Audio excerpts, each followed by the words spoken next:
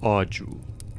Uma chama poderosa, uma chama intensa, uma chama atrativa, mas que cada vez mais se alastra e no final consome tudo à sua volta, inclusive aquele que a usa. Hoje, no mês vilanesco, iremos falar de um dos vilões mais icônicos da cultura pop, o Destruidor.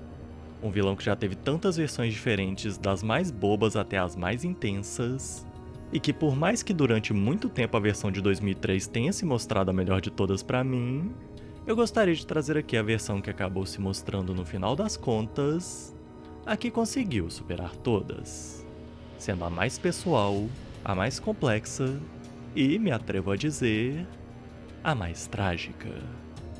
Hoje falaremos sobre o Destruidor da série de 2012. Já avisando, esse vídeo terá spoiler de todas as 5 temporadas das Tartarugas Ninjas de 2012, então se você ainda não viu, sugiro ver primeiro para ter essa grande experiência em sua melhor forma, para aí depois voltar e ouvir sobre esse grande vilão. Beleza? Então, para quem ficou, vamos lá. Vemos que antigamente, após séculos de batalhas entre os dois clãs, o clã Hamato saiu vitorioso, dizimando seu inimigo, o clã do Pé. Mas o filho do líder do clã do Pé sobreviveu, sendo este Orokusaki, que na época era só uma criança. Nisso, o líder do clã Hamato o adotou, e assim, com Orokusaki crescendo com o filho deste, Hamato Yoshi, com eles crescendo como irmãos e como rivais. Mas mesmo com os anos passando, Saki sempre manteve sentimentos ruins em si. Raiva e também ciúmes. Pois aparentemente havia apenas uma pessoa que ele demonstrava amar por lá, sendo essa Tang Shen. Mas, infelizmente para ele, Tang Shen se apaixonou, se casou e teve até uma filha com Hamato Yoshi. Com tudo isso borbulhando cada vez mais nele, especialmente após este descobrir sua história, tornando toda essa raiva e ciúme em ódio. Até que então Orokusaki finalmente criou um ataque contra o clã Hamato, destruindo este, e indo atrás especialmente daquele que considerava seu próprio irmão. Com estes dois seguindo uma batalha intensa, até que então em um ataque brutal, Orokusaki acaba, sem querer, matando Tang Shen. Essa que estava buscando salvar o homem que ela amava. Com o dojo em chamas, tendo um pedaço de madeira atingindo e queimando o rosto de Orokusaki, e nisso com ele não vendo mais nem Hamato Yoshi nem Tang Shen, acreditando assim os dois estarem mortos. 16 anos depois, ele descobrindo que Hamato Yoshi ainda estava vivo e temendo uma revolta deste para eliminar o clã do Pé com um exército ninja, Orokusaki, agora o Destruidor, vai para Nova York para poder exterminar de vez o seu antigo rival. E nisso já temos essa questão tão pessoal dos dois que já traz algo tão mais interessante nisso. Pois enquanto nas outras versões vai se tratando mais de um líder criminoso querendo mais poder e riqueza para poder dominar o mundo até dominar o universo, esse Destruidor já tem praticamente o domínio que ele quer. Claro, ele aproveita para expandir isso em Nova York, mas desde o início já é deixado claro que esse não é o seu objetivo final. Seu objetivo é acabar com Hamato Yoshi. Mas aí, chegando até o final da primeira temporada, é que as coisas começam a ficar ainda mais interessantes. Pois até os últimos episódios da primeira temporada, Hamato Yoshi e Orokusaki nunca se encontraram desde que tudo isso começou. E é aí que finalmente Orokusaki vê o seu antigo rival e vê que este se tornou apenas um rato. Chegando até a rebaixar e zombar disso, dando pra Saki ver até aí, como tudo que também vimos antes, que Yoshi não era alguém para ele estar temendo de causar alguma revolta ou coisa do tipo. Era apenas um coitado vivendo nos esgotos de Nova York, criando 4 tartarugas mutantes, como se fossem seus filhos. E sim, Hamato Yoshi derrota Orokusaki nessa luta, mas no final pode-se dizer que Orokusaki venceu o confronto. Pois além de ver que ele não tinha toda essa ameaça vindo do Yoshi, ele ainda conseguiu esfregar na cara deste que aquela que era sua filha, sangue do seu sangue, agora chamava o próprio Orokusaki de pai e via Hamato Yoshi como não apenas o inimigo, mas como aquele que matou a mãe dela, sequer se segurando pela chance de matá-lo. Orokusaki foi o vencedor no final das contas. Ele tinha vantagem, ele tinha poder, grandeza e teve até a última risada. Ele tinha tudo. E tudo o que precisava fazer era voltar para isso. Como não havia mais ameaça, era apenas voltar para o domínio dele em Tóquio. Então, por que ele não fez isso? Sim, as tartarugas atrapalharam o carregamento de mutagênico depois, mas novamente, ele poderia ter feito isso no Japão, que eles não poderiam fazer nada. E acaba que ele vai pro Japão, mas apenas para voltar com reforço. E sem contar que ele também tinha robôs aliens ninja, novos servos e servos mutantes. Mas apesar de tudo isso, ele não voltou. Ele continuou buscando a cabeça do Splinter e dos filhos deste. Mas eis que ainda fica pior. Na terceira temporada, vemos que após encontrar o Splinter que estava totalmente insano, o Destruidor poderia matar este a qualquer momento. Mas em vez de simplesmente exterminar este, ele acabou o criando, entre aspas, como um rato super crescido de estimação, para este voltar à sua sanidade neste cativeiro, para aí então resolver eliminá-lo, demonstrando a vontade do Destruidor de rebaixar o Splinter, de humilhá-lo, de justamente fazê-lo sofrer. Demonstrando estar disposto às coisas mais horríveis para conseguir fazer isso, por uma palavra e apenas uma: ódio. Sim, essa é a palavra que define esse personagem aqui, que o resume, sendo interessantemente tanto a força dele que o leva a fazer o que faz e o levou a conseguir o que conseguiu, quanto também a sua fraqueza, que o impede de conseguir levar isso até o fim, de justamente chegar ao seu objetivo. Mas vai ainda além, pois justamente isso se tornou a sua tragédia. Pois tanto é o ódio que levou o Destruidor a conquistar tudo o que ele tem, quanto também é o ódio que o faz perder tudo o que ele ganhou.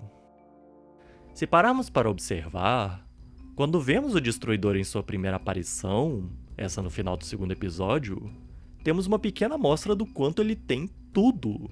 Ele tem seu reino criminoso, ele tem seus servos fiéis, tem uma versão deturpada da filha com a mulher que ele tanto amou, e tem aqueles que ele via como seus inimigos, mortos. Dá pra ver inclusive onde ele mora, o helicóptero que ele tem a seu comando e até o local que ele conseguiu pra si quando foi pra Nova York.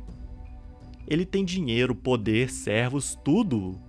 E por esse ódio que ele tem por Hamato Yoshi, pelo simples fato dele não ter apenas deixado o Splinter e as tartarugas de lado, de simplesmente poder dizer: chega, o Splinter não oferece nada, deixa ele continuar se arrastando pelos esgotos com as tartarugas enquanto eu vou aumentar mais ainda o meu império, ele apenas continua nessa busca implacável, a ponto de seus servos serem substituídos por robôs sem sentimentos ou serem transformados em mutantes, a ponto daquela que era a única pessoa além de Tang Shen que ele demonstrou amar, do seu jeito deturpado, mas ainda demonstrou conseguir descobrir a verdade, se voltar contra ele e ainda se tornar sua maior inimiga, dela basicamente voltar à própria vida dela em buscar tudo que pudesse do Destruidor, destruindo todas as riquezas e patrimônios dele que ela pôde, e juntamente com isso, com ele perdendo toda essa riqueza e patrimônio, e até chegar no ponto de ele justamente se tornar aquilo que ele tanto enojou e zombou no Splinter, ele se tornou um mutante. E é interessante como esse ódio vai se demonstrando a ponto do Destruidor estar disposto a tudo para que possa se vingar do Splinter. Estando disposto a arriscar tanto, disposto a fazer lavagem cerebral naquela única pessoa que ele demonstrava amar, disposto a causar 2 invasões alienígenas, disposto a causar o fim do mundo apenas para ter a chance de fazer isso. todas as coisas que o Destruidor fez, todos os pontos que ele foi capaz de chegar, e isso sem contar o ápice desse monstro que ele foi se tornando. Que quando ele foi mutado, essa monstruosidade apenas se externalizou. Que lembrando, Tang Shen e Miwa, ou Karai, foram as únicas pessoas de todas que o Destruidor já demonstrou amar. E quando ele enfrenta Karai depois que ele vira mutante, ele não apenas massacra ela, quanto também demonstra um horripilante desdém pela morte de Tang Shen. Ou seja, vemos cada vez mais o quanto o ódio dele foi corroendo a ponto de até aquilo que ele poderia, do seu jeito corrompido, considerar amor, até isso ser aniquilado nele.